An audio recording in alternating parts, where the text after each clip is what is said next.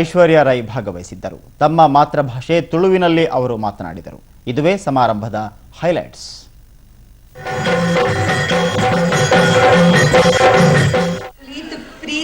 ಮೋಕೆಡಿ ಅಂಕ್ಲಿಗೆ welcome ಮಾಡ್ತಿದ್ದಾರೆ. ಆಯ್ತು, ಮಸ್ತ್ ಥ್ಯಾಂಕ್ ಯು.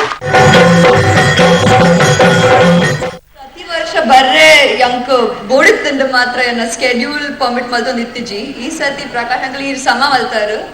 4 ತಿಂಗಳು ದುಂಬೆ ಪಪ್ಪಡ ಪಂಡೇರು ಡೇಟ್ ಐಕ್ ಯಾನ್ ಪಂಡೆ ಈ ಸತಿ ಬೆಸ್ಟ್ ಒಕೇಶನ್. ಯಾನ್ ಫಸ್ಟ್ ಟೈಮ್ ಏನ ಕಂಡ ನೀನು ಒಟ್ಟಿಗೆ ಬರೋದಿಲ್ಲ.